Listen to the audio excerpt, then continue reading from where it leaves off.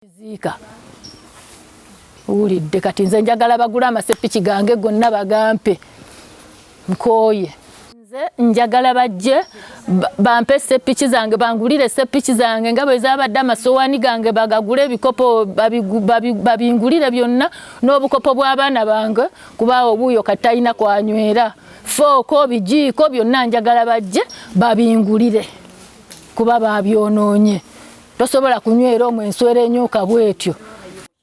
Mukiseera kino tetulina amasepiki we tufumbira lwansonga gonna bagayiyeemu obubi. Bagayiyeemu obubi n'ebikopo bye twandikozesezza byonna birimu obubi bagize ne babyonoonamu. Poliisi abamu batuyambye abalala batusuula mu guluka kyensobola okwogera ensonga zaffe ezimu kubanga lwali twagendako lumu tukole statement naye nga ba DPC OC bo bali babikira naye bano abakola statement yabo be batakkiriza tukolera statement naye nga DPC OC bo bali okay naye bano abawandika statement ng'ogenzeeyo be batasobola kubeera nga batukolera statement eyo. Iffe kye twetaaga abantu bano basasula amasepiki gaffe na kimu kyonna kyonna kye baayonoonye kye badde tukweseewa kakubanga kakano tetulina tufumbira mmere batadde mu mbeera ey'okubeera nga tweraliikirira kubanga omuntu watuuka okukola ekyo ekiddirira ayinza okutwala obulamu bw'omuntu ebiseera ebijja mu maaso kubanga aba tatya. Bwakedde olunaku lwajjo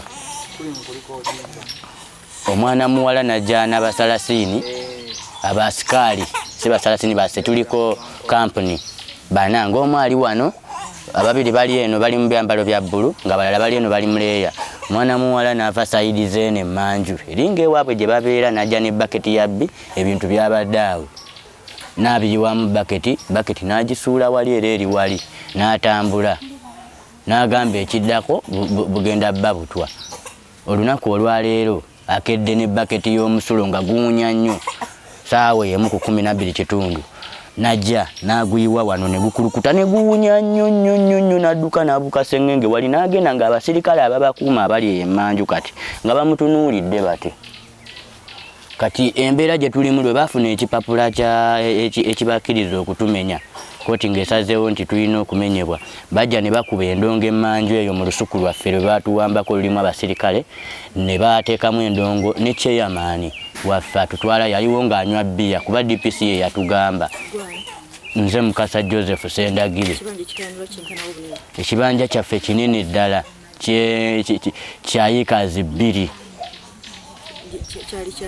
Kyali kya taata wange Kasirye Sendagire bakimuwamulamu taata we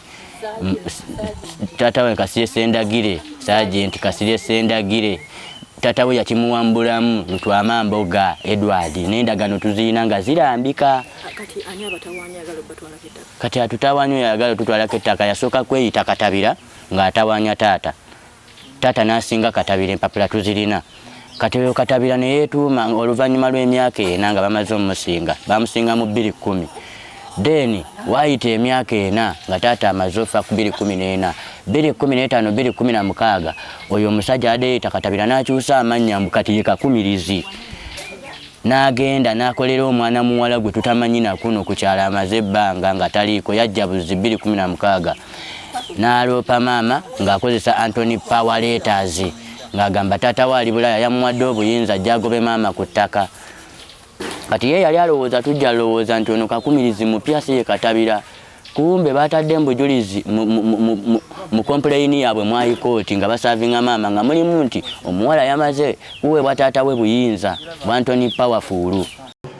Omwami n'amugweka Ssebalamu namutuukirya ne neegula bukadde bwonna n'ekitundu ye yawandiika endagaano bulungi ne mutabani we yasiiniganya bebasaako omukono bombiriri kuba yasiiniganya kati yamugaa yamukwasa ettaka lino abaagala okwegula tulina kuyita mu ye ffenna tulina okumulaba yalinga yalivunaanyizibwako naye nga likyali ekyapa kiri mannya ga Ssebalamu n'olwekyo byonna nasasula nenzimalayo bulungi era ebbaluwa egamba bulungi bw'omalayo ssente z'obukadde buna kitundu nga nkuwa akaapa myakaapa ako kati myaka giigino okuva 2009 paka kati sikafunanga.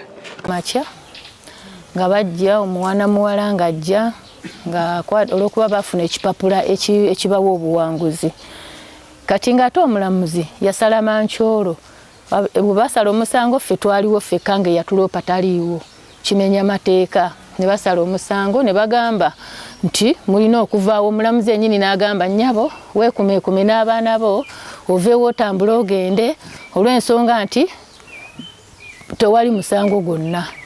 Ne tufuluma.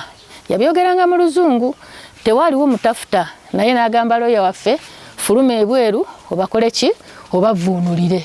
Ne tumugamba kati oba otuvuunulidde kati tetusobola kukola apiiru.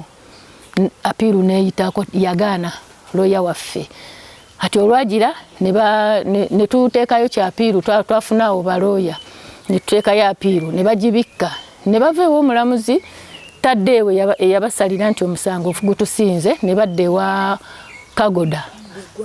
Nze bampita Kopolo Nancha Lydia retired. Namba yange eri RA 0733 Kopolo Lydia Nancha.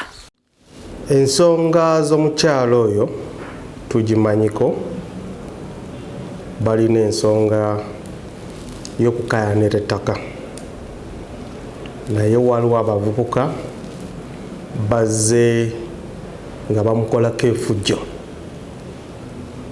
Ffe gwaffe gwokulaba nti tewali omuntu yenna ataataganya munne. Kati abavubuka abo tugenda kubalondola, tugenda kukola okunoonyereza kwannamaddala tulabe ngeri gye tuyinza okutaasa omukyalo oyo. Ekikulu okunoonyereza kutandise.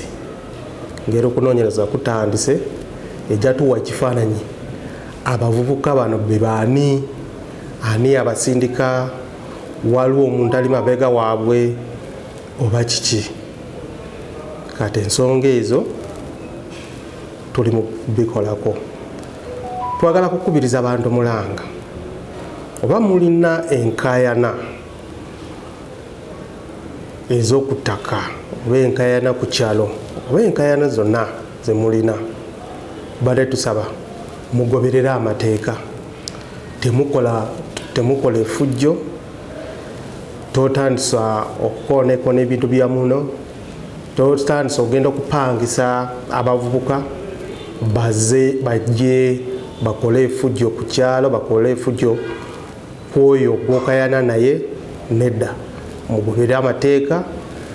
Tulina ebitongole ebyoyinza okuyitamu nga poliisi, ebitongole nga judiciary, abalamuzi, kooti. Ebyo byonna oyinza okukola ki okukozesa ebitongole byonna okulaba nti ofuna kyoyagala, naye si okukola fujjo.